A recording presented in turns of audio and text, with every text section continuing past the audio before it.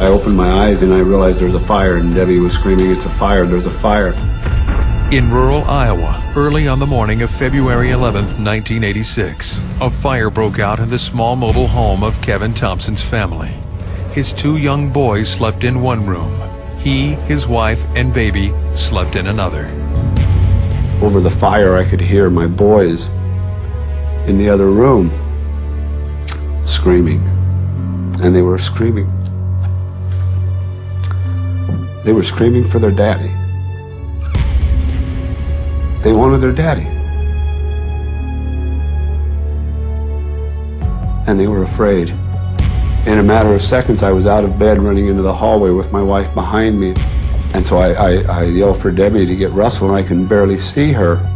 And the next thing I knew, I was outside of the trailer in the back porch area, and a wall of flames was coming out of the door, and my wife wasn't behind me with my baby. Despite repeated attempts to get back into the trailer, Kevin was blocked at every entrance. The front room was being consumed with fire, and I couldn't hear my boys anymore. All I could hear was the fire. In the end, Kevin had to be physically restrained to keep him from entering his collapsing trailer. And I decided right then and there that I would hate God for the rest of my life. I would hate everything about him. I would hate everything that people told me.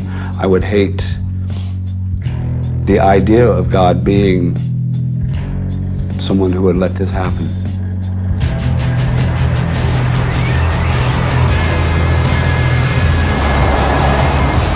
After Kevin buried his family, he took a journey to bury the pain and anger of his loss. He wanted a change in his life, and he was willing to go anywhere and do anything to get it. At first, what I did was I just drank and smoked and rode a motorcycle, trying to free my head up of thoughts. And I just tried to figure out why I was alive. My anger was so much with God and so much with the fact that I felt that he didn't care. Over 20 years of drinking, drugs, and the biker lifestyle could not give Kevin what he wanted: relief from the pain of his family's deaths. That wasn't just the year after. That was 22 years of waiting for February 11th, dreading the day, living it over and over and over again.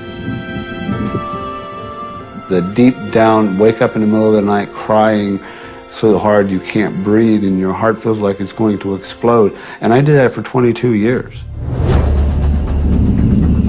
It was February 10th, while building a fire. He once again revisited the tragedy. In an instant, I threw a board on the fire. In an instant, I was back into my trailer with the walls of flames in my eyes and burning me, and my boys screaming. Kevin repeatedly struggled with these images, and in desperation, he surrendered his life to Jesus Christ. And I said, "Lord, please, please, take this pain. Take this anger. I'm sorry." And when I said, "I'm sorry, Lord, please,"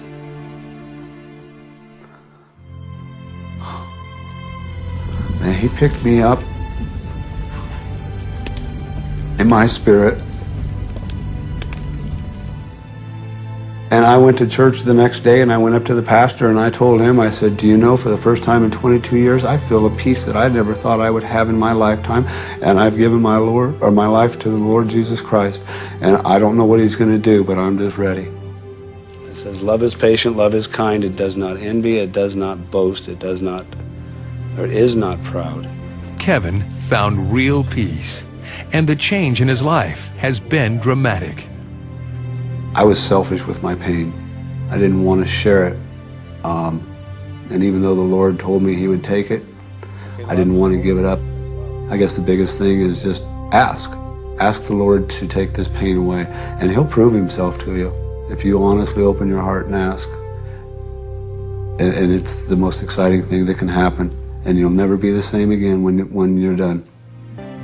And there's nothing out there. There's no drug, no alcohol, no sex, no movie, no anything corporate, no material thing. I would give everything up I have right now to walk with Jesus.